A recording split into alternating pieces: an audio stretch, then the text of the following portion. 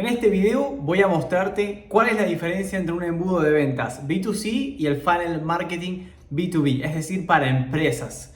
Hay dos mundos muy diferentes que nunca nos explicaron en las clases estandarizadas de marketing, que solamente lo puedes aprender en la vida real después de trabajar con empresas, porque a mí me pasó de llegar con una idea surrealista, donde básicamente era el clásico storytelling de marketing que nos enseñan en la universidad o en los cursos clásicos, y cuando llegas a pararte enfrente de una empresa te la das contra la pared porque no suele ser como te lo venden. Soy Paul Bernat, experto en sistemas para escalar negocios del mundo digital, y en este video voy a contarte el paso a paso de cómo funciona un embudo de ventas y qué papel juega el storytelling para el B2B. Ahora sí, voy a compartirte pantalla y vamos a ver cómo funciona eso. Embudo de venta B2B versus funnel B2C. Vamos a arrancar definiendo lo que es un funnel, básicamente para que todos tengamos en claro. Es la serie de pasos que siguen las personas para pasar de ser desconocidos a convertirse en clientes. Ni más ni menos que esos. Entonces, todos sabemos lo que es un funnel de ventas, ¿verdad? Y si no, te lo explico aquí súper breve. Los tres pasos supremos son descubrimiento, interés y deseo y acción. Y por último ya, básicamente, ver el dinero fluir, ¿sí? Eso suele mantenerse dentro de lo que es B2B y lo que es B2C, pero el detalle comienza cuando empezamos a profundizar un poquito más. Por ejemplo, ¿cuáles son las diferencias generales? B2C compra basado en un sentimiento y lo analiza de la forma más superficial hasta tomar la decisión basado en la emoción del momento para luego justificarlo con la lógica. En cambio, B2B usualmente es un grupo de personas los que influyen en la decisión y tiene que haber una razón 100% lógica, donde el miedo juega un papel esencial a través de todo esto. ¿Por qué digo el miedo? Miedo a quedar mal con tus jefes, miedo a que te juzguen tus compañeros, miedo a quedar como un incompetente por tomar una mala decisión, miedo a hacerle perder muchísimo dinero a una compañía. Entonces, ¿qué suele suceder cuando el miedo juega un rol clave en esto? Las decisiones tienden a dilatarse. Además de que tienden a dilatarse, muchas veces llegan hasta el punto de no concretarse. Y no solo eso, sino como hay un alto nivel de miedo, tienden a irse por la solución más conocida o más famosa. ¿Por qué? Porque es mucho más fácil justificar un error cuando deciden contratar a una de las empresas más grandes. ¿Por qué? Porque uno no espera que una empresa grande, como por así decirlo, por ejemplo, Salesforce, Coca-Cola, Nike, vayan a fallar como proveedor para tu empresa. ¿Por qué? Porque son muy grandes y son muy conocidas. Entonces, si yo me llego a equivocar, uno diría, es ilógico que una empresa gigante vaya a fallar de esa manera. Bien. Por otro lado, vamos a hablar de las etapas generales de un funnel. Tenemos tres etapas generales: conciencia, consideración y compra para lo que es B2C. Para lo que es B2B tenemos 4 etapas, o sea, ya acá vemos que hay una etapa más y que son un poco más largas. Identificación del problema, consideración de las soluciones, evaluación de proveedores y ventajas y desventajas también, y por último, decisión de compra, que usualmente esa decisión se toma en grupo. Ya empezamos a ver más etapas y a la vez más tomadores de decisión involucrados en la toma de decisión, por supuesto. Dos aspectos clave. El funnel B2C tiene un ciclo de compra más corto e impulsivo, y a la vez se hace mucho énfasis en la etapa de descubrimiento e impacto para tus clientes. Sin embargo, en lo que es B2B, los ciclos de compra son más largos e involucran mucho más nurturing y educación al cliente. Con nurturing y educación me refiero a formar una relación donde podamos intercambiar información, conocimiento, conocernos, ver si somos personas de confianza y después llegar hasta hacer un trato. Bien, entonces vamos a entrar un poquito más en detalle en el paso a paso de lo que es el funnel B2B y el funnel B2C. Arrancamos por el B2C. Bien, todo arranca con anuncios por lo general, de descubrimiento, para que la gente sepa que existimos. A partir de ahí pueden pasar a redes sociales y empezar a convertirse en potenciales clientes un poquito más calificados, que ya nos conocen, saben lo que vendemos y tal vez puedan llegar hasta la próxima etapa, que es la página de venta. O incluso, como vamos a ver acá, la gente puede llegar directo de anuncios a la página de venta o a través de newsletters, si ya son personas que nos conocen, a la página de ventas y tal vez compran. Bien, supongamos que compran, pasarían a la próxima etapa, que es la de contenido, anuncios y newsletters. ¿Por qué? Porque lo que estamos buscando acá es empezar a crear una relación a largo plazo. Siempre es más fácil venderlo a una persona que ya te conoce antes que una persona que no te conoce. Por ende, es clave nutrir a los clientes. De ahí puede que suceda el próximo paso, no todos llegan, pero la recompra. Y una vez que se consuma ese acto de la recompra, pueden pasar al próximo nivel, que es la comunidad. ¿Qué sería la comunidad? Personas que son clientes fidelizados, que son capaces de tatuarte hasta tu logo de la marca y volverte a comprar. Entonces fíjense cómo vuelve a esta parte: contenido, anuncios, newsletters, recompra, comunidad, y siguen en un loop eterno, y es más fácil venderles a los que están acá al final que a los que están acá adelante, que no nos conocen todavía.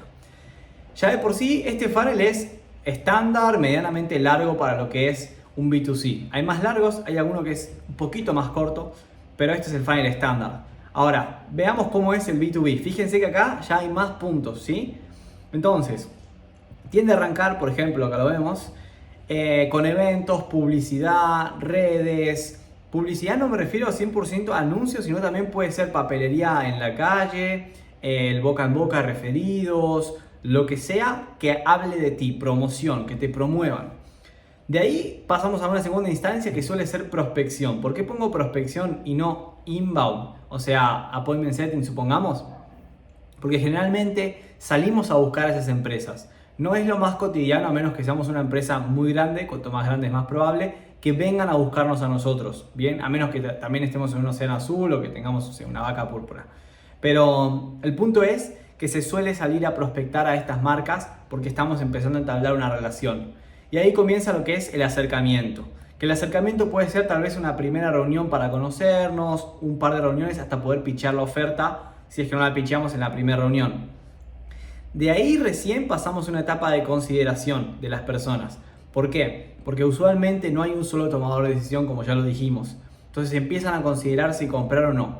¿Bien? De ahí pasa a una etapa de evaluación, donde empiezan a evaluar diferentes proveedores, ventajas, desventajas, proyecciones a largo y corto plazo de esta solución que les estamos queriendo vender como empresa. Y ahí siguen teniendo reuniones para empezar a pulir las dudas, mails, ida y vuelta y demás. Obviamente, si hay varios tomadores de decisiones, probablemente haya que tener más de una reunión con múltiples personas diferentes, ya sea el área de finanzas, marketing, ventas, operaciones, etc. Y siempre vamos a estar en este loop hasta que logramos solucionar todas las dudas y cerrar el trato. Pero no termina ahí, porque una vez que se cierra el trato, tenemos que pasar a la parte de contratos y facturación. Contabilidad o finanzas tienen que empezar a hacerse cargo de tramitar todo eso, los pagos, detalles de contratos y cláusulas y demás, hasta que finalmente llegamos a la contratación. Entonces acá podemos ver cómo es mucho más largo el proceso de venta. ¿Cuál es la clave cuando un proceso de venta es tanto así de largo? Primero que nada, la confianza y tener una buena relación entablada, más que nada a largo plazo, porque tenemos que sostenerlo a lo largo del tiempo hasta que se concreta este trato. Lo bueno es que estas alianzas suelen ser mucho más largoplacistas también, ya que hay un proceso mucho más complejo si quisiéramos cambiar de proveedor, por lo general. Por otro lado, otro tip clave para poder fortalecer esto: soporte personalizado y acompañamiento. Las empresas lo valoran un montón, porque es algo que no se da tanto y es muy difícil, obvio, porque también son empresas y hay muchas personas trabajando, pero si podemos brindar eso, es genial.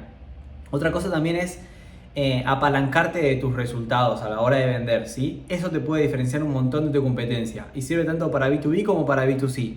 ¿Por qué? Porque cualquiera puede replicar tu oferta, hacer un copy-paste y en base a eso empezar a vender, pero nadie puede replicar tus mismos resultados, es muy difícil. Bien, junto con el branding también, obviamente tu voz de marca es única.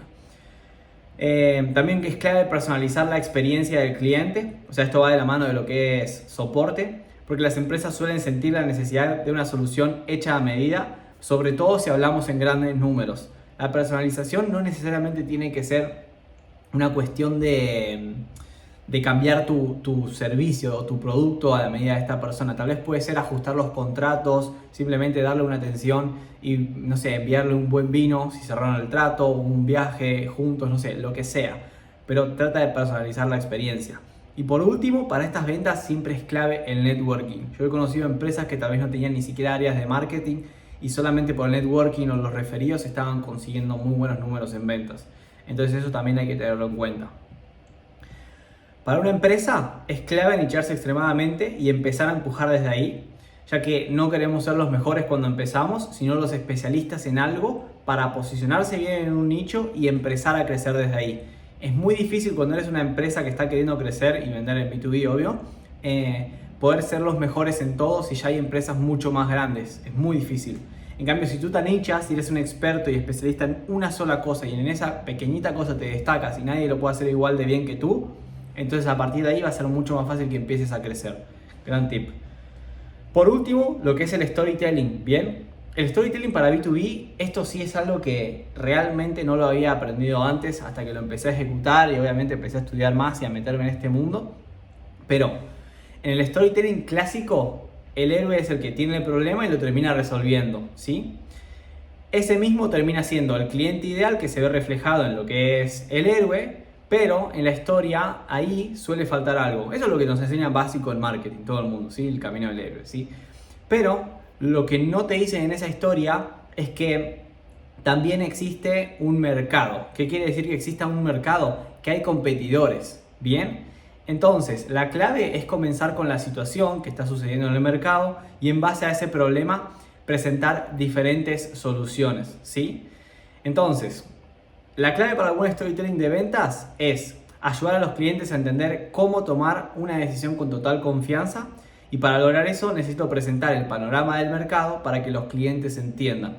Entonces sería básicamente como, bueno, puedes, situación A, si elijo esto, gano esto y pierdo esto. Situación B, si elijo esto otro, gano esto y pierdo esto otro.